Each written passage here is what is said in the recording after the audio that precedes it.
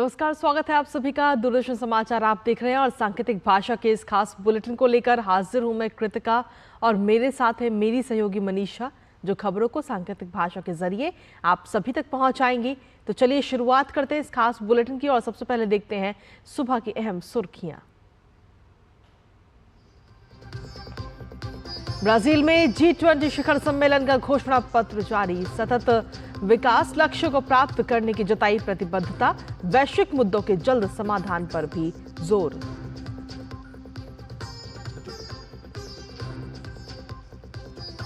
G20 शिखर सम्मेलन में PM Modi ने ग्लोबल साउथ की उठाई आवाज। कहा, भारत खाद्य सुरक्षा को बढ़ावा देने और गरीबी उन्मूलन के लिए प्रतिबद्ध।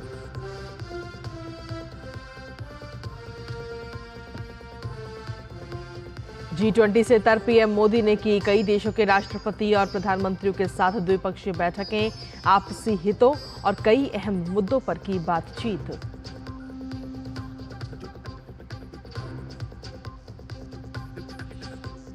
बढ़ते प्रदूषण की वजह से जेएनयू और दिल्ली विश्वविद्यालय में भी ऑनलाइन क्लासेस। दिल्ली एनसीआर में 10वीं और 12वीं की क्लासेस भी ऑनलाइन मोड में।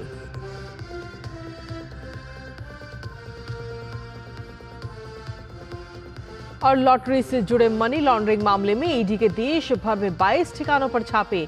6.42 करोड़ रुपए और 12.41 करोड़ रुपए की एफडीआर बरामद।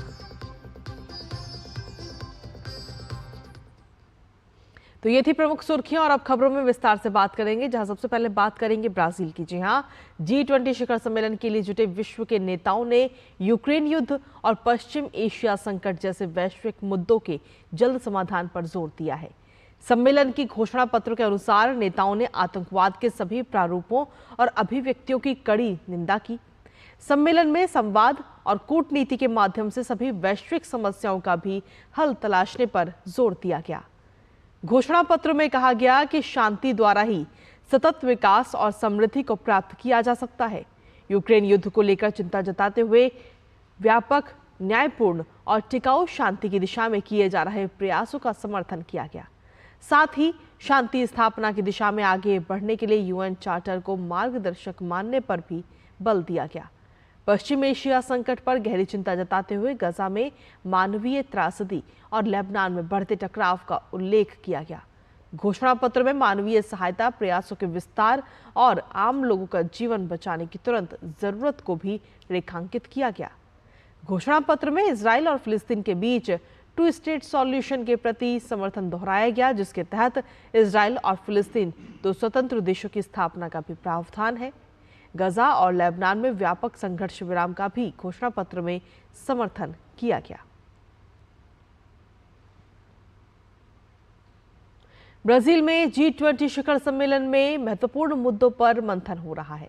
प्रधानमंत्री नरेंद्र मोदी ने G20 के सामाजिक समावेशन और भूख व गरीबी के खिलाफ लड़ाई पर आयोजित सत्र में संबोधन के दौरान राष्ट्रपति लुला को अध्यक्षता के लिए बधाई दी।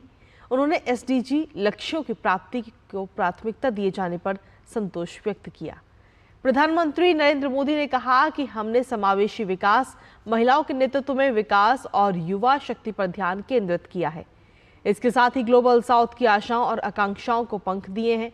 पीएम मोदी ने कहा कि ये स्पष्ट है कि एक पृथ्वी, एक परिवार, एक भविष्य इस शिखर सम्मेलन में उतना ही प्रासंगिक है जितना पिछले वर्ष था। पीएम मोदी ने भारत के अनुभवों और सफलता की कहानियों को साझा करते हुए कहा कि पिछले 10 वर्षों में भारत से 25 करोड़ लोगों को गरीबी से बाहर निकाला गया है और 80 करोड़ से ज्यादा लोगों को मुफ्त में अनाज दिया जा रहा है। साथ ही प्रधानमंत्री ने कहा कि दुनिया की सबसे बड़ी स्वास्थ्य बीमा योजना का 55 करोड़ लोग लाभ उठा रहे हैं। साथ ही अब 70 साल से अधिक उम्र के 6 करोड़ वरिष्ठ नागरिक भी मुफ्त स्वास्थ्य बीमा का लाभ उठा सकेंगे। पीएम मोदी ने कहा कि महिला नेतृत्व वाले विकास और सामाजिक समावेशन पर ध्यान केंद्रित रखते हुए 30 करोड़ से ज्यादा महिला सूक्ष्म उद्यमियों को बैंकों से जोड़ा गया है और ऋण तक पहुंच प्रदान की गई है। प्रधानमंत्री ने फसल बीमा योजना का जिक्र करते हुए बताया कि 4 करोड़ से अधिक किसानों को 2000 करोड़ अमेरिकी डॉलर का लाभ मिला है।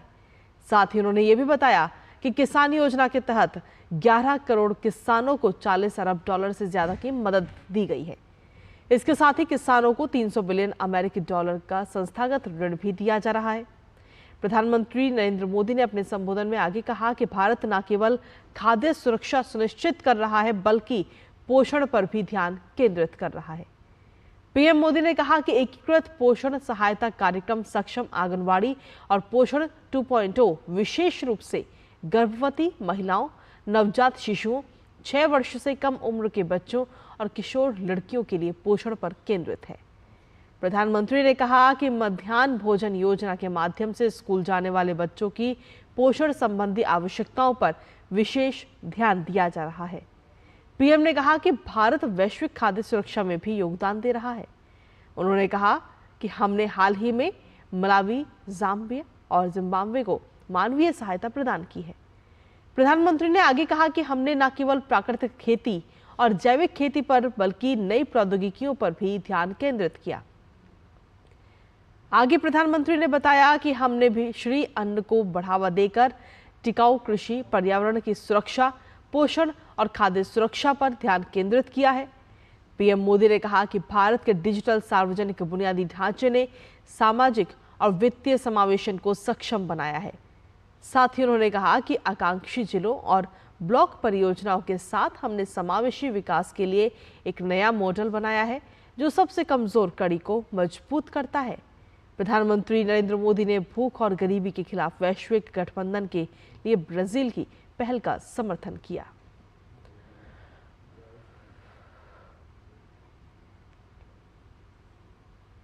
वहीं G20 सम्मेलन से इतर प्रधानमंत्री नरेंद्र मोदी ने ब्राजील में इंडोनेशिया के राष्ट्रपति प्रबोवो सुबियांतो से मुलाकात की है। दोनों नेताओं ने व्यापक रणनीतिक साझेदारी को और मजबूत करने पर चर्चा की। साथ ही नए क्षेत्रों में सहयोग बढ़ाने के लिए मिलकर काम करने पर भी विचार विमर्श हुआ। दोनों नेताओं की वार्ता में जिन क्षेत्रों में सहयोग पर चर्चा हुई उनमें वाणिज्य, सुरक्षा, स्वास्थ्य देखभाल और फार्मास्यूटिकल्स शामिल है। प्रधानमंत्री नरेंद्र मोदी ने पुर्तगाल के अपने समकक्ष लुइस से भी मुलाकात की है। वार्ता के दौरान द्विपक्षीय आर्थिक सहयोग को मजबूत करने पर चर्चा हुई। दोनों नेताओं ने मजबूत रक्षा संबंध और लोगों के संबंध मजबूत बनाने जैसे मुद्दों पर भी विचारों का आदान प्रदान किया है। पीएम मोदी ने कहा कि नवीकरणीय ऊर्जा और हरित हाइड्रोजन जैसे क्षेत्र दोनों देशों के बीच अधिक सहयोग के अवसर उपलब्ध कराते हैं। पीएम मोदी ने इटली की अपनी समकक्ष जॉर्जिया मेलोनी से भी मुलाकात की।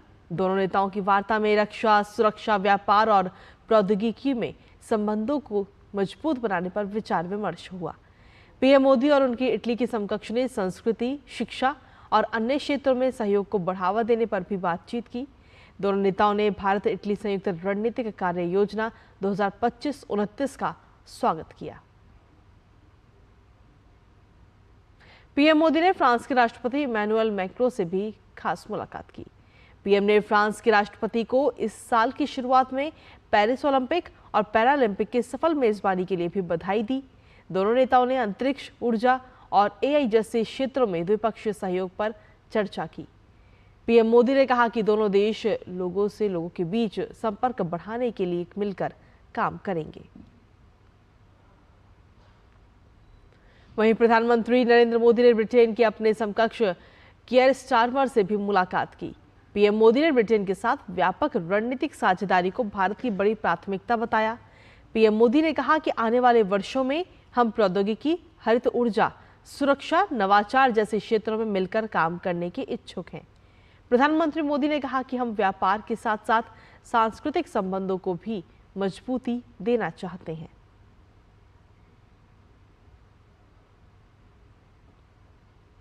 वहीं ईडी ने तमिलनाडु, पश्चिम बंगाल, कर्नाटक, उत्तर प्रदेश, मेघालय और पंजाब राज्यों में 22 परिसरों में तलाशी अभियान चलाया। यह अभियान सैंटियागो मार्टिन और उसकी इकाई फ्यूचर गेमिंग, होटल बिजनेस और सर्विसेज प्राइवेट लिमिटेड सहित अन्य सहयोगियों के खिलाफ चलाया गया है।